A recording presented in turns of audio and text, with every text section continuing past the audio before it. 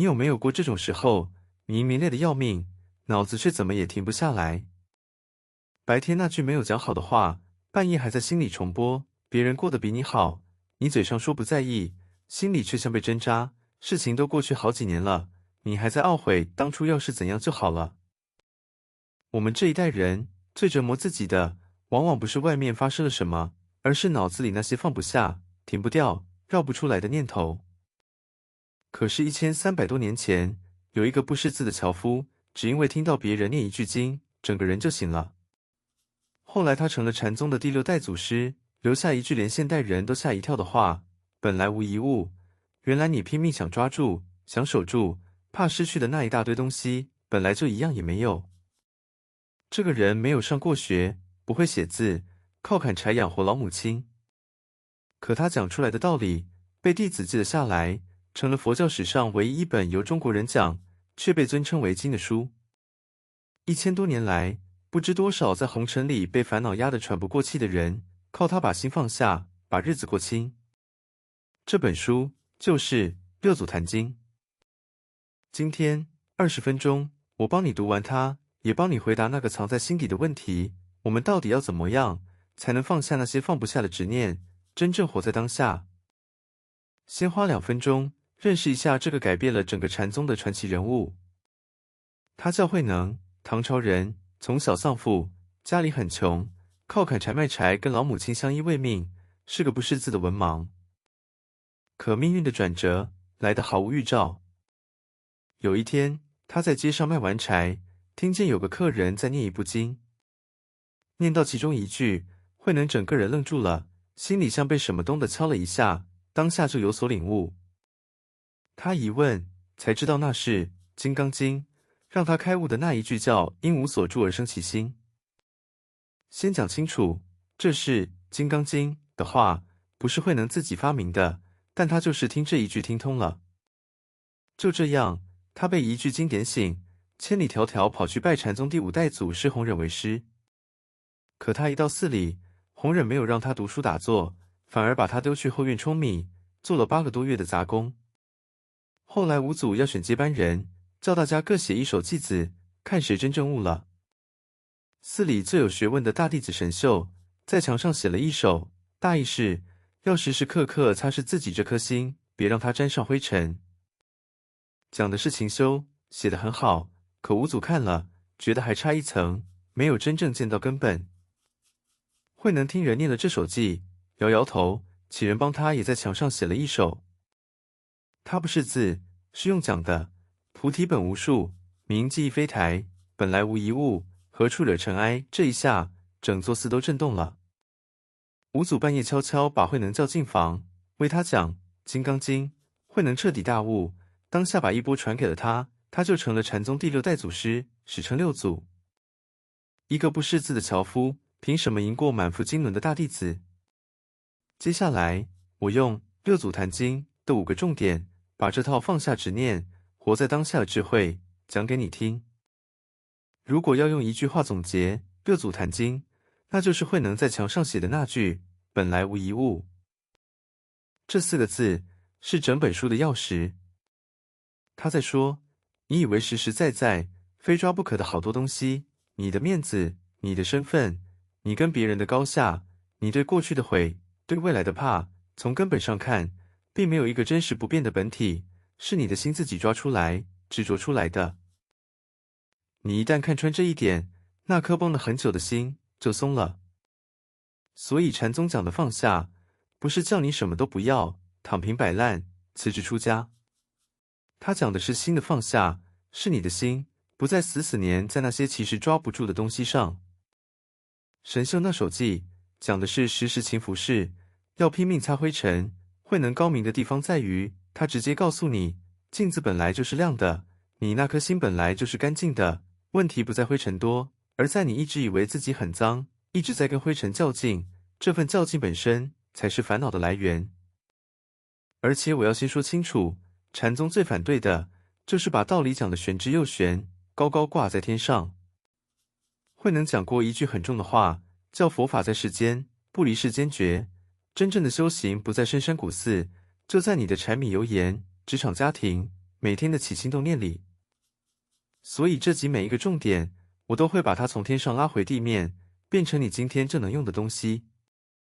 接下来，我把这套放下的智慧拆成5个你今天正能用的重点，一个一个讲给你听。第一个重点是整本书的总纲，本来无一物，放下你那颗拼命抓取、不停比较的心。我们再回到那2首偈。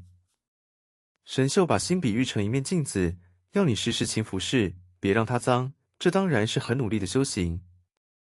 可是慧能反问了一个更狠的问题，他说：菩提本无树，明镜亦非台，本来无一物，何处惹尘埃？既然从根本上看，那镜子、那棵树本来就什么都没有，那灰尘又能沾到哪里去呢？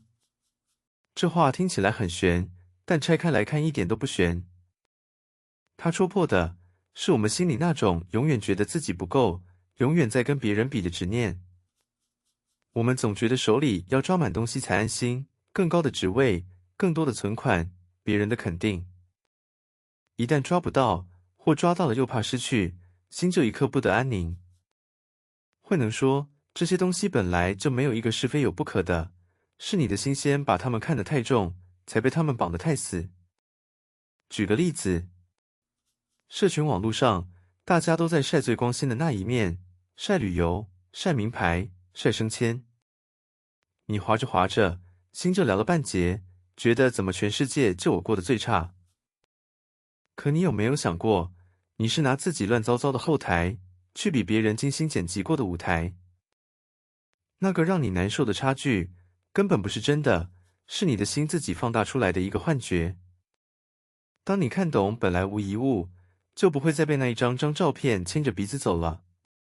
再看一个例子，职场上有2种人，一种人手里明明有份不错的工作，却整天盯着同梯的谁又跳槽加薪，谁又买房买车，越比越焦虑，把好日子过成一场输不起的比赛。另一种人清楚自己要什么，做好手上的事，别人飞得多高，看在眼里却不放在心上。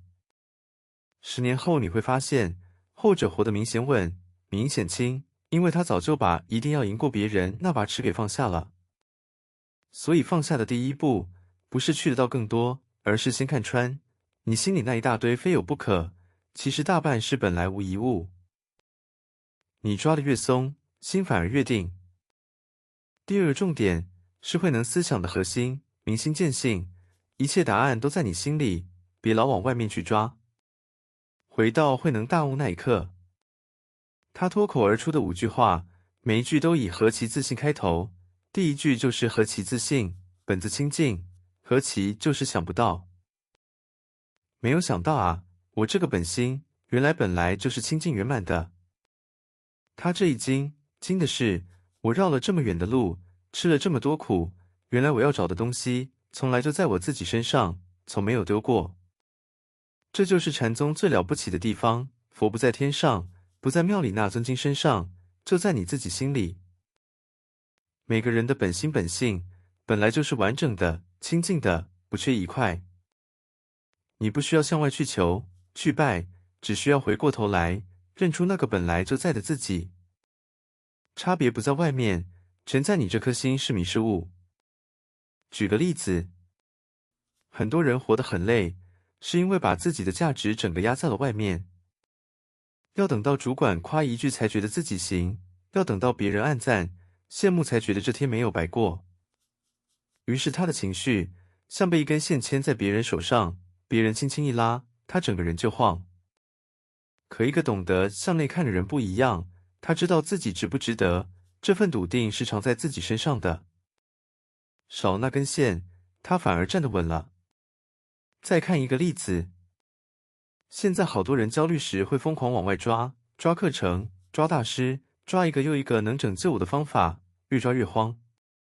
其实慧能早就点破了，那个能让你安定下来的力量，从来不在外面任何人手上，就在你自己心里。向外抓一辈子也填不满那个洞，向内看，认出本来就有的那份清净，洞自己就合了。前念迷即凡夫，后念悟即佛，同一个人，你一念是凡夫，悟一念就是佛，差别只在你愿不愿意回头。所以从今天起，遇事先别急着往外问我该抓住什么，试着往内问一句我的心现在是清楚的还是慌的？答案往往不在别人嘴里，在你自己心里。第三个重点是禅宗替我们松绑的一帖良药：无念。别再让那颗爱分别、爱论断的心把你关进没有完没有了的内耗。先讲一个故事。慧能拿到衣钵连夜南下，后面有人追来抢。其中一个叫慧明的追上他，慧能没有逃，反而把衣钵放在石头上，对气势汹汹的慧明说了一句：不思善，不思恶，正与魔识。那个是明上座本来面目，意思是，当你不去想什么好，什么坏，就在这一个念头都不起的当下，那个最真实的你，到底是谁？慧明一听，当场就愣住，开悟了。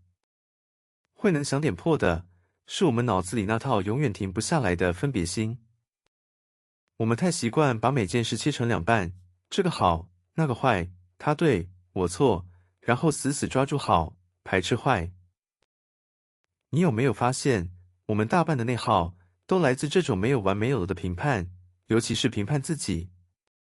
慧能教的无念，不是叫你变成木头，而是让念头来去自如，念头起来，看见它，不抓它，它自己就过去了。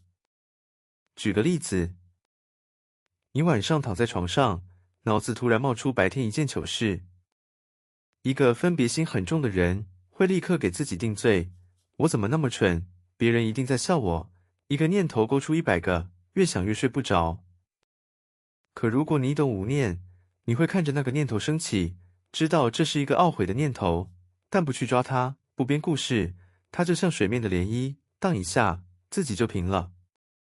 再看一个例子，很多伴侣、亲子之间的痛苦，都来自那颗停不下来的评判心。他就是不够爱我，他怎么可以这样对我？脑子里一遍遍上演对方的不是。其实大半的剧情是你自己加上去的。当你能练习不思善，不思恶，把那些论断放一放，只是看着当下真实发生的事，你会发现，能让你睡不着的，从来不是事情本身，而是那颗停不下来的分别心。所以今天，当你又开始在脑子里没有完没有的评判、自我审判，试着轻轻对自己说一句：不思善，不思恶，让念头来，也让念头走。你不去抓它，它就伤不到你。第4个重点是禅宗最实用的礼物：活在当下，别再活在已经过去的悔恨和还没有到来的担忧里。慧能对念头有一套很妙的看法，在他眼里，我们的心是一个接一个的念头流动而成，他叫它前念、今念、后念。前念已经过去，后念还没有来，你唯一抓得住的只有当下这一念。可我们是怎么活的？身体在现在，心却一半抛在过去，反复咀嚼早知道当初要是；一半飘在未来，担心那些8字还没有一撇的万一。结果，唯一真实的当下被我们白白浪费掉了。禅宗有个流传很广的说法，最能讲明白：饿了就吃饭，困了就睡觉。听起来像废话，可你仔细想，我们有多少人吃饭时在滑手机，在想工作，睡觉时脑子还在跑那些放不下的事？真正的高手，吃饭就只是好好吃饭，睡觉就只是安心睡觉，全心待在当下这件事里。这就叫活在当下。举个例子，一个人为了好几年前一个错误的决定，选错了科系，入错了行，错过了一个人，到今天还在反复懊悔，一想起来就胸口发闷。可是慧能会告诉他，那个错误早就不在这个当下，是你硬把它一遍遍拖回现在，重新伤自己一遍。过去那一念早就灭了，是你不肯让它过去。你能把握的，从来只有手上这一刻。再看一个例子，有些人活在还没有发生的恐惧里，还没有上台，就把搞砸的画面演了100遍，孩子才刚出门，就开始担心他出意外。这些后念，10有8九根本不会发生，可你已经先替他焦虑、失眠、折磨自己无数回。慧能会说，后念还没有来，你急什么？把心收回当下，做好现在这一步，未来自然会来，你提前借来的那些苦，全是白受的。所以今天，请你练习把心收回来。当你发现自己又飘回过去，冲向未来，轻轻拉自己一把，回到手边正在做的这件事上。前念已过，后念未来，你能真正活的，只有当下。最后一个重点是贯穿整本六祖坛经的总开关：自信自度。你自己的心要靠你自己去救，没有人能替你。很多人对宗教的想象是去求神拜佛，请他保佑消灾。可慧能偏偏反过来。他说，众生要靠自己心里的觉悟去夺自己，这叫各需自信自度，是明真度。你得用自己那个本来清明的觉性，去救拔心里的迷惑与烦恼。能把你从泥里拉出来的，从来只有你自己那颗心。那烦恼怎么办？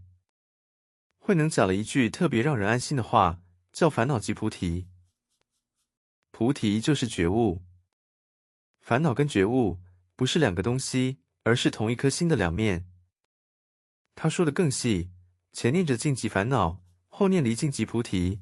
念头死死黏在一件事上，走不出来，就是烦恼。可就在下一念，你愿意松开，不再粘着，那同一件事，立刻就成了让你看清、成长的觉悟。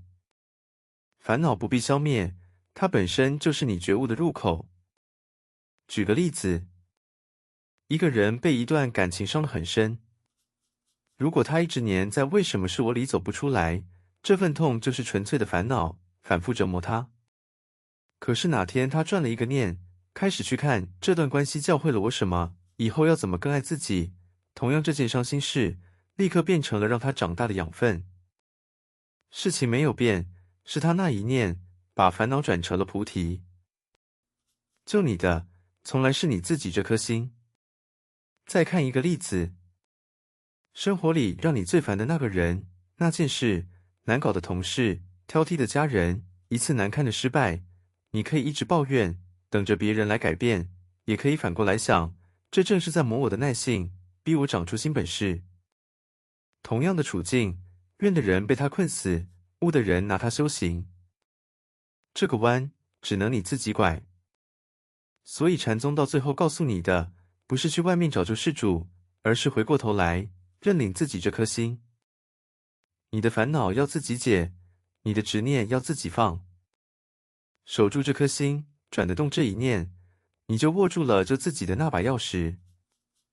好，20分钟快到了，我们把六祖坛经今天的5个重点串成一条放下执念的路复习一遍。第一，本来无一物，你拼命想抓住的好多东西，本来就抓不住，先看穿它，心就松了。第二，明心见性，一切答案都在你心里，别老往外面去求、去抓，回头认出本来的自己。第三，无念，别让那颗爱分别、爱论断的心把你关进没有完没有的内耗，让念头来去自如。第四，活在当下，前念已过，后念未来，别活在悔恨和担忧里，把心收回到此刻。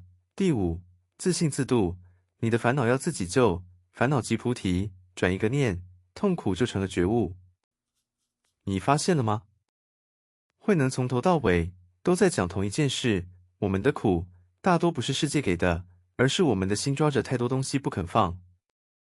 放下抓取，放下向外求，放下评判，放下过去未来，放下等别人来救我。5个重点其实是同一个动作的5种练习，放过自己。真正的自在，从来不是你终于抓住了什么，而是你终于肯把手松开。本来无一物，当你看懂这4个字，你会发现，原来压着你的那座大山，一直是你自己背上去的。听完很舒服，但你明天就忘了，那这20分钟就白费了。所以我只给你一个今天就能开始做的小练习。禅宗最核心的功夫，其实就藏在一个字里，观，也就是看着你自己的念头，但不被它带走。这也是现在很多人在练的正念的老祖宗。所以从今天起，每天给自己3分钟，找个安静的地方坐下来，什么都不用做，就只是看着脑子里冒出来的念头。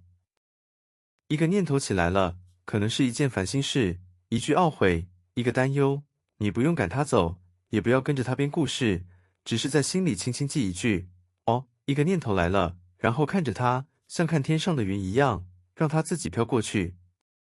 下一个念头来了，再看一次。你会发现，光是这样看着而不抓住，那些原本能把你淹没的念头，慢慢就失去了力气。他们还是会来，但你跟他们之间多出了一点空隙，而那一点空隙，就是慧能说的本来无一物，就是你重新拿回自己这颗心的开始。放下，不是把念头通通赶走，而是学会看着它来，也看着它走。